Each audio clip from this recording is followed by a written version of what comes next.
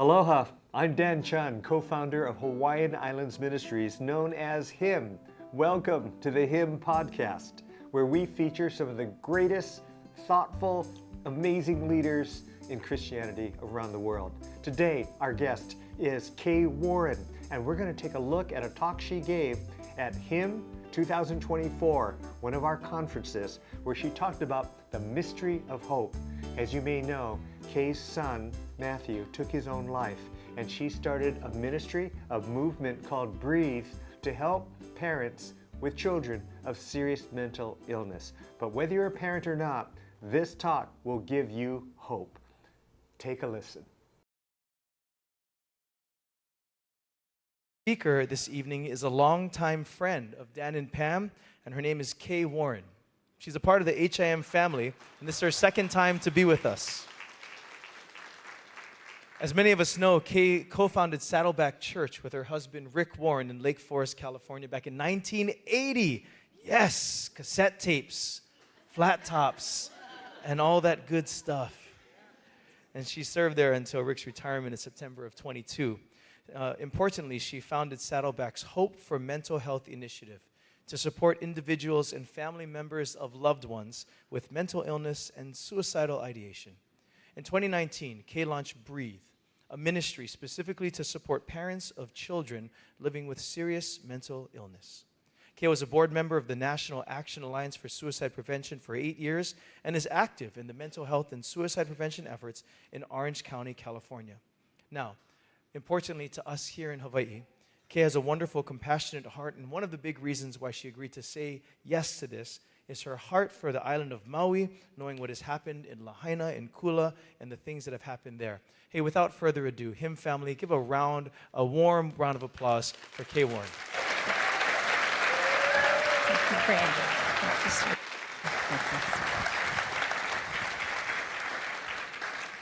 Aloha. It's so good to be with you. It really, really is. This is, as Brandon said, it's just so exciting to come back, to be here with Dan vicariously. Hi, Dan. Where's the camera? Hi, wherever you are. That was really a cool shot of you in your hospital gown, right? Like I really needed to see that. But anyway. Just teasing. Really do pray for you. And Pam, thank you for sharing your heart and your passion for this time. So you guys, I have been a Christian since I was 8 years old. I was raised in church my entire life. I mean, I am a church girl. I served, as Brandon said, in the same church for 43 years. I've been a church leader for more than 50 years. And in all of that, I have had the opportunity to observe Christians of all stripes and persuasions and from every part of the body of Christ. And I've seen Christians in their good times and in their bad times and in their times when they're just trying to make it through. And I want to tell you, I've come to a conclusion about what I think most Christians want out of their relationship with God. And what I've concluded may actually surprise you. Because what I have concluded is this: most Christians want an uncomplicated, easygoing, easy breezy faith that doesn't ask too much of them. Most Christians want their faith life to be easy, uncomplicated, simple. They don't want too much testing. They don't want too much good. They just want things to kind of just be kind of like right here. That's what they want in their relationship with God. And they embody what is said in Proverbs 38 when it's talking about some folks. This is my prayer to you, God, in Proverbs 30, verse 8 and 9. First, help me never to tell a lie. Second, give me neither poverty nor riches.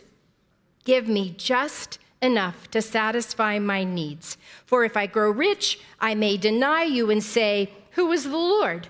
And if I am too poor, I may steal and thus insult God's holy name. Now, to me, that is pretty much what most Christians want. Don't give me too much, because then I'll get greedy. But hey, sure, don't give me too little, because then I might steal and, then make you look bad, God. So just keep everything right there in the middle. We want a faith that gets us through the rough spots. We want a faith that will take us through semi-hard days, but we don't want to be fanatics. We don't want to be those kind of froth at the mouth people that drive our neighbors crazy. We want to still fit in, in the neighborhood and with our coworkers. But really, it's keep it simple, Jesus. Let me just love Jesus. I don't want to talk about the hard things. I don't want to hear your hard things, and I don't want to have any hard things in my life. But we're just going to keep things kind of like right here. And if we do that, then faith is going to be good. And I call that having a pretty faith. It's a pretty faith because it looks good on the outside and it has a certain level of commitment and satisfaction, but at the heart of hearts is a resistance to anything being hard in this life, because if so, maybe all bets will be off, God. Because remember, I've asked for a simple life. I'm going to have a pretty faith. But I want to tell you that a pretty faith is just not enough when the bottom falls out. A pretty faith is not good enough when the wheels fall off the bus, when everything implodes in your life and darkness is your only companion. A pretty faith is not enough. A pretty faith isn't enough when you find out that you probably have months to weeks to live, as my good friend Elizabeth did when she received a diagnosis of brain cancer. A pretty faith isn't enough when your first baby is born with multiple birth defects and dies at 4 months, having never left the hospital, as happened to my good friend Dee. A pretty faith isn't enough when your 6-year-old daughter, Anna, is senselessly murdered at Sandy Hook Elementary School, as my dear friend Nelba experienced. A pretty faith isn't enough to handle the devastation of Lahaina and other parts of Maui last August. The shock, the horror, the suffering, the destruction, the loss of life. A pretty faith can collapse in the face of such a loss.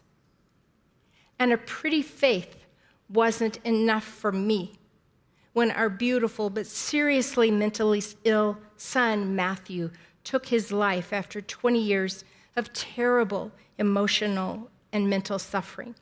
Standing in the driveway of his house on April 5th, 2013, waiting for the police to confirm what we felt pretty sure had happened to him, my pretty faith evaporated. Gone in an instant. It simply wasn't enough to hold up in the excruciating loss of our son to suicide.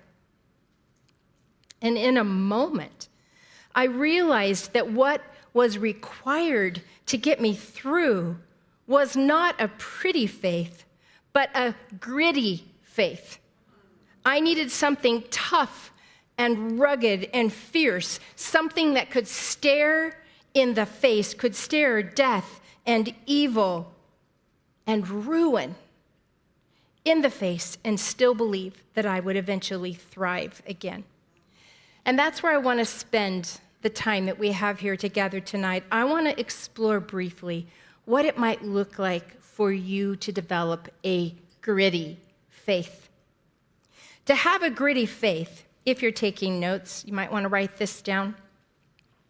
But to have a gritty faith, you're going to have to hold on to 2 opposing truths at the exact same time. Number one, if you're going to develop a gritty faith, you are going to have to recognize that there are deep, uncertain, unanswerable questions in your life, mysteries that cannot and will not be solved here. And 2, you have to, at the same time, have a certain hope that the goodness of God will eventually answer every question and make all sad things untrue. But you must do both at the same time to have a gritty faith. Only one of those two will not be enough. If you just have mystery and so many unanswered questions and things that don't make sense and ways that you cannot even face what is ahead of you, if all you have is mystery, it's possible that you will become bitter and alienated from intimacy with God. But if all you have is the optimism of untested hope, you might maintain your pretty faith, but it's a faith that's too weak to hold you when the tree of your faith is shaken to its roots. So to build a gritty faith, you and I are going to have to hold on to two things that are both very difficult to do so. But the Bible clearly teaches both mystery and hope in so many books of the Bible, but particularly in the book of Psalms. And the book of Psalms is the place that I run to every time I am overcome by the unanswerable questions or my hope is lagging. My hope in the goodness of God is fading. I run to the book of Psalms. I am so glad the book of Psalms is in the Bible. I mean, we might debate about whether the Apocrypha belongs in the Bible or not, but I've never heard anybody argue that the book of Psalms shouldn't be in the Bible. There's no doubt about the validity and the veracity of what we find in the book of Psalms. And in the book of Psalms, it's full of contradictory prose and poetry that talk about that there is both joy and sorrow in this life. There is both pain and pleasure in this life. There is both doubt and certainty in this life. There is praise and disillusionment. And those are all part of the life of faith in God. Shortly after Matthew died, when I was just a walking zombie, I had more unanswerable questions than I could possibly contain. There was so much uncertainty about the details of his death, even down to the timing, which may not seem like that big of a deal, but honestly, to me as his mother, the time of day that he died mattered to me, and I wanted to know for certain exactly when that was. There was uncertainty about why he took his life on that particular day. He had told us for years that he was extremely depressed. We knew that he frequently fought suicidal thoughts. But why that particular day? Why April 5th? I don't know why April 5th became the day that he took his life. And I was tortured to think of what he suffered. I began to ask the questions of, did he think about us? What if we had gone over to his house that morning? Where was God? Why didn't he stop him? Because he could have, and he didn't. What about all those prayers that we prayed for years? What happened to those prayers? Were they just useless? A dear friend who knew my questions and the ways those questions haunted me night after night she brought me this little cast iron casserole dish. This is not brand placement, but it is a Le Creuset, if any of you cook. And you know that this is some of the best cast iron cookware that there is, because it's forged with steel and metal, and these little pots of any size hold heat like nothing else. And even the brand, Le Creuset, in French means the crucible, the fire. And my friend brought this over to me, and she said, "This is your mystery pot. This is symbolic of your faith going through the hottest fire you've ever walked through. And this little pot is a place for you to put your questions. It's to remind you that no matter how deep and painful and hard and haunting your questions are, they will not separate you from God. This is your mystery pot. and your questions can go in here. You know, we as Christians, if we're trying to witness to somebody, we can get a little angsty, because we don't, especially those of us that are more introverted and, we're not out there with the Jesus loves you stuff all the time. And we're just kind of afraid that if we're talking to somebody, that person is going to say, well, but what about the Nephilim in Genesis chapter 6? Or where do dinosaurs fit into this creation story? Or the harder questions like, did God invent evil? Because is evil bigger than God? Because can God, what's the relationship between God and evil? And those kind of questions become very frightening to us. But Christians, we don't want to just avoid them in a witnessing situation. Most of us really want to go there in our own minds about our own suffering.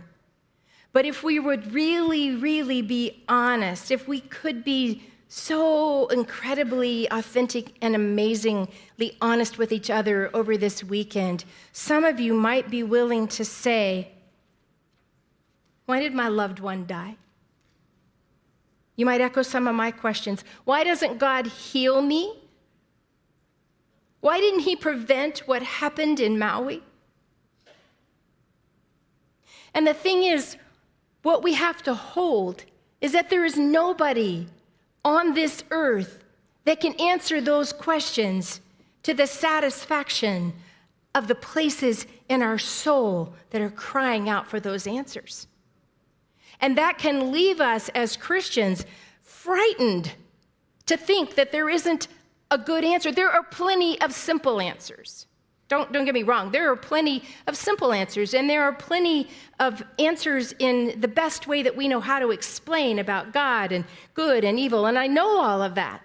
But I've also been up late at night, haunted by questions that I couldn't answer, devastated by things that I didn't know the answers to. And it is, I think, if you will be honest, that it is the deepest, most terrible wounds in our lives that keep us up at night, or keep us buried in work, working faster, harder, longer, just busy, because if we step back and are quiet, those questions that we have no answers to, those deep wounds and why they happened and where was God and how is God going to do something good from that, those kind of questions can make us conclude that God, yeah, he exists, but maybe he's cruel. Maybe he's capricious and uncaring and unfeeling, and maybe he's more like those mythical Greek gods that are playing chess with human lives. What do we do with these questions? What did I do with the questions about my son's death that haunted me? Well, I'll tell you what I didn't do. I didn't ignore them. I didn't file them away in the deep recesses of my brain and post a no questions allowed in this area. I didn't run from them. And I didn't let anybody shut me up. I didn't let anybody tell me to stop asking questions. I didn't let any well-meaning Christian who was getting all angsty on me and uncomfortable with my questions, I did not allow them to tell me that I couldn't ask those questions. What I did was I wrote them out. I didn't bring them because they're too precious to me, but they are at home in my own personal mystery pot. I wrote out those questions, every one of them, and some of them that I didn't articulate to you because they are so personal. But I wrote out every single one of those questions on a little strip of paper, and they are in my mystery pot, next to where I have my quiet time every day. Because these kinds of questions matter to God. They matter to God. Your questions, your wounds, your unanswerable dilemmas that you can't figure out the whys and the wheres and where were you, God? Go back to Psalms, remember? Where the psalmist cries out, God, where were you and how long, O Lord? And God, where are the miracles you used to perform? And where are the miracles that you say you're going to perform? And God, how long will they have it all while I am in the dirt? Those kind of questions matter to God. They're honorable. And they represent a person, a pilgrim, a follower of Jesus who is willing to go to the only one person that has any answers of any substance, and it's God. And we honor him, and we honor our own faith and our own development of gritty faith when we allow ourselves and other people to ask those questions. I've stopped asking other frail human beings to try to answer my questions because I realize nobody has the answer that's going to satisfy me. But God knows, and I know, and those questions sit in my mystery pot and in my most fanciful moments.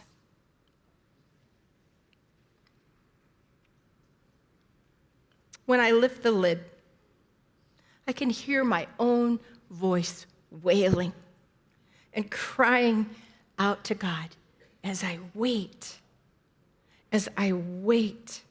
for the answers that I know will come on that glorious resurrection day that Pam read to us about. Some of you here or online, you need a mystery pot for your faith to survive, for it to really become true and bedrock and strong. You need to honor the questions that represent the pain and the loss and the devastation of things that you don't know how to figure out. And rather than just paper over them, throwing them under the carpet, putting them away, out of sight, out of mind, instead of repeating glib answers over and over to yourself and others, have the honesty to say, oh God, how long? Oh God, why? Oh God, when? Oh God, please. A gritty faith is not afraid to ask questions. So what about hope? Because this is a message about developing a gritty faith. And as I said, a gritty faith has to have two components. It has to be able to know that there are unanswerable questions in this life and know that you're holding on despite the fact that you have questions that you can't answer. And it is, secondly, having a faith that is so certain of the goodness of God that you can trust those questions to a God that will answer. So what do we do? How do we rebuild hope? Because some of you really have lost hope for a whole variety of reasons. It may have to do with an illness. It may have to do with the mental health of someone you love. It may have to do with your mental health. It may have to do with your finances. It may have to do with someone who's left you, someone who promised to love you, and they left you. They left you, and they left your children. And you have questions that you don't know. How do you have hope? Well, I will tell you this, that in the aftermath of my son's death, all hope was gone. I know that Romans 5 says that hope never disappoints, but my friends, I can tell you I was more than disappointed in God and in hope in the immediate aftermath of my son's death. I wasn't angry for a long time. What I felt was hurt. God is my best friend. He's been my best friend my whole life, and my best friend let me down. In my mind, my best friend let me down. I was so wounded. He had let Matthew down, who had faith in his fragile mental state. The hours and hours of prayer, the tears, the longings, the audacious faith. And I was so hurt that I felt let down by God because I had spent so much time hoping that my son would be healed, hoping that he would be able to live a normal life like his siblings, hoping that his suffering would have an end here, a resolution, a good resolution here on earth. I have such really good friends who look out for me. So the one friend gave me the mystery pot, and a few years before Matthew died, another friend and I ran into each other in a store, and I saw this box that had the word hope written on it. And I looked at it and I said, wow, I need that. And that day she bought it for me. I didn't know it. And she gave me this hope box. And I began to fill this box with scriptures, all the hopeful scriptures that I could find about hope and about healing and about deliverance and how God was the victor and how we were going to overcome. So overcoming, healing, deliverance, good things happening here on earth. That's what I filled my hope box with. I put them on 3x5 cards. I don't know if you've experienced this, but sometimes when you're feeling particularly down or low or under stress, you can't remember where a Bible verse is. You know it's in there somewhere, but you just can't remember where it is. So I would write it out on these cards so that in the middle of a night when I might be up and worried and anxious, I could just open my hope box and pull out these verses. Because there were many times in our son's last years that we didn't know where he was or what he was doing or if he was alive or what was going to happen or if things were going to turn out. And I started asking other people to have faith with us and write out a verse that was specifically that they felt God had led them to pray for Matthew. And I would write that on a 3x5 card. And my little hope box began to be just bulging with these verses. And then I built a playlist of songs that were anthems of faith and hope. And some of them were really like the Brooklyn Tabernacle. They were like shake the roof down with kind of singing and hope. And some of them were very quiet and soft. Because some days I needed shouting. I needed to shout to the universe that I believed that God was going to heal my son. And then there were other days I needed to just whisper of faith of please God, please God, please God, please God, please God, please God, please God. So I had lyrics and scripture in my hope box, and I prayed them day in and day out, over and over and over. And then April 5th came, and Matthew died. And all of my hopes for his healing on earth ended. And this hope box sat on my bedside table before I even had the mystery pot. And it sat there on the table where I had my quiet time. And I felt like it just mocked me. The word hope mocked me.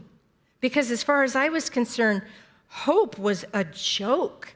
Hope was a liar. Hope was the stupidest thing I had ever done. And I took the verses out of the hope box. I thought I threw them away. I really did, because I couldn't find them for a long time. And I thought in my despair, not that God's word wasn't true, but it hadn't been true for our circumstances in the way that I prayed. I found them a few months later. But I tell you, I alternated between numbness and despair. And after a few months of that, I realized I cannot live without hope. I cannot live without intimacy with God for a couple reasons. One very practical reason, there's nowhere else to go. There is nowhere else to go. Because even if I walked away from God, it wouldn't bring Matthew back. So it wasn't like that by walking away from God, suddenly I got Matthew back. So there was nowhere else to go.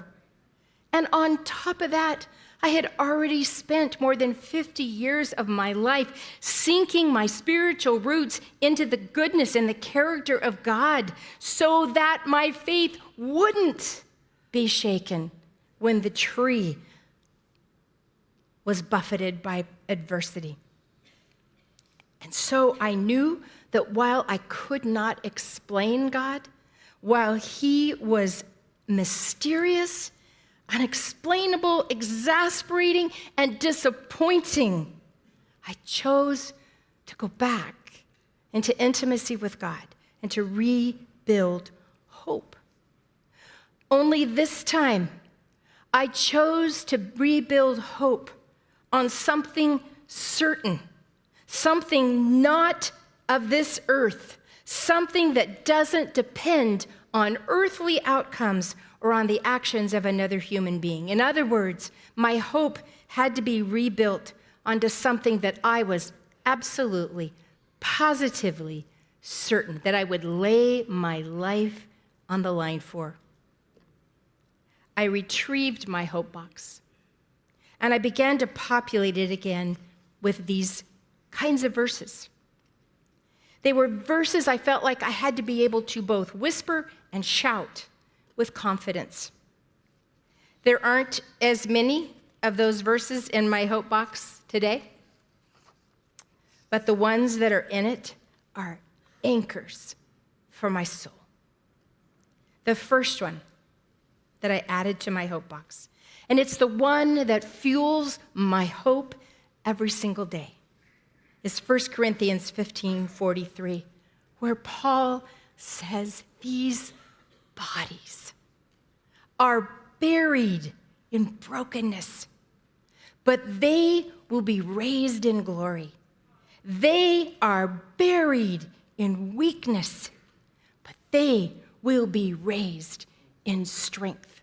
That is a verse that I stand at the cemetery over the grave of my son, and I have both shouted it and whispered it and wailed it.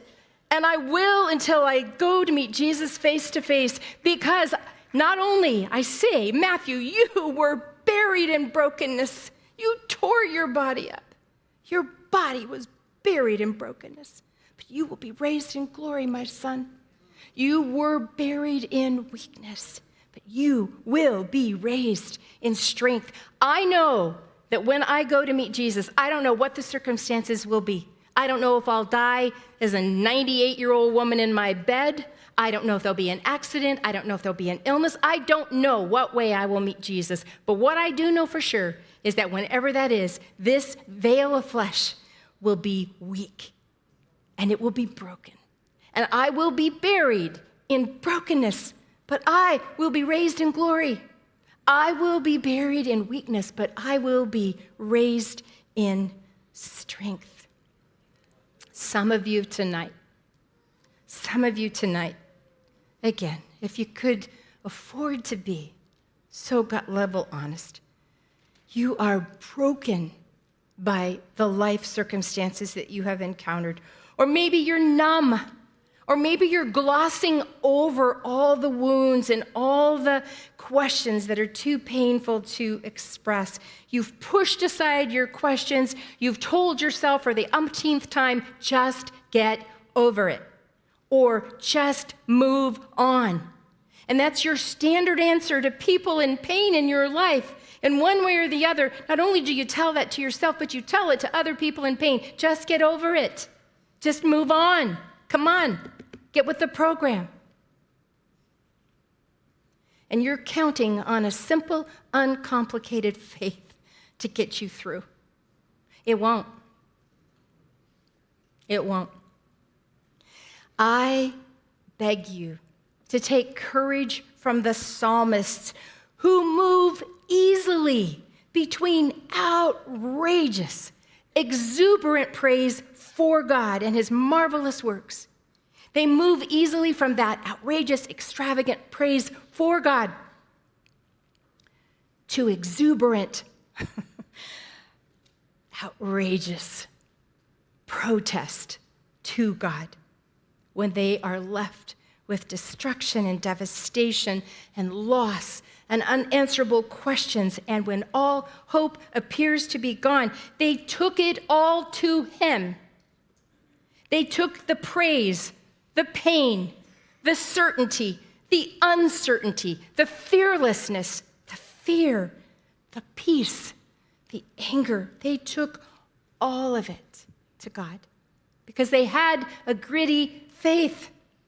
They knew how to be intimate with God, living with the mystery and believing at the same time in his goodness that it was at work in them and their circumstances.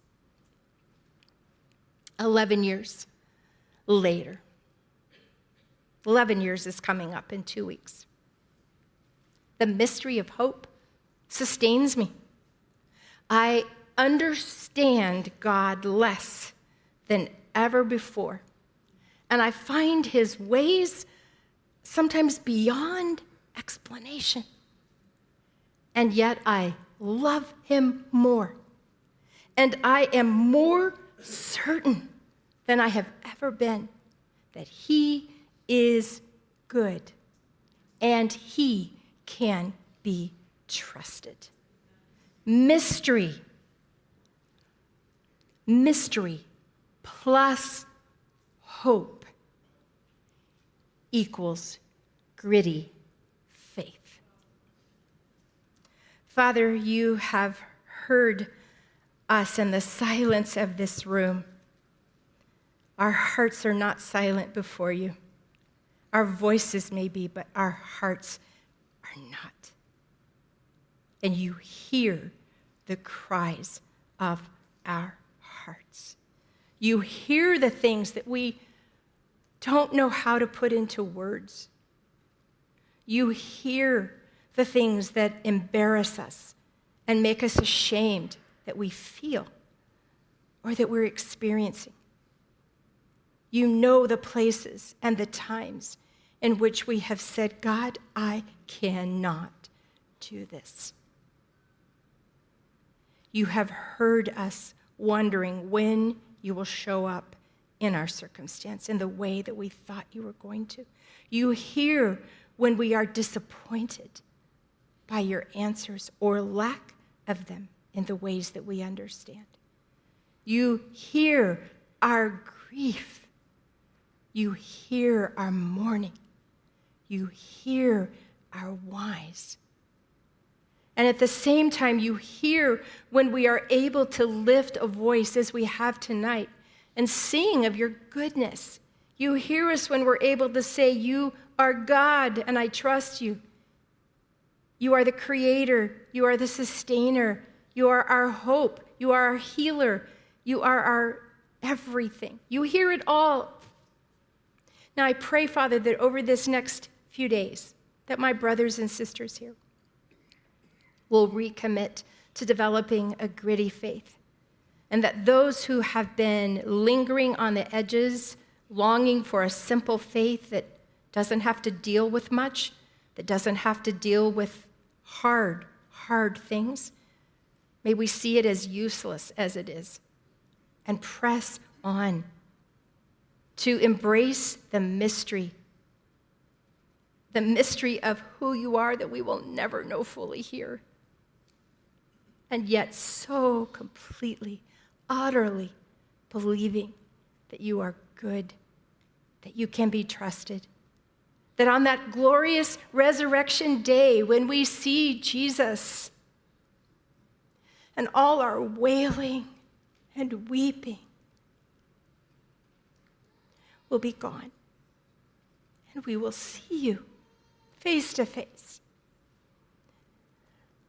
Help us hold on for that day, not miserably, not with a sour heart, not with a bitter heart, but with a heart that says, I don't get you, God.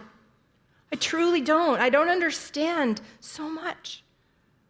But I will not walk away. I will not walk away. I will live with the mystery. I will believe in your goodness. And I will wait.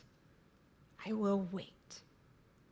I will wait for that glorious day when faith becomes sight. I pray a blessing on these dear, dear brothers and sisters. In Jesus' name I pray. Amen.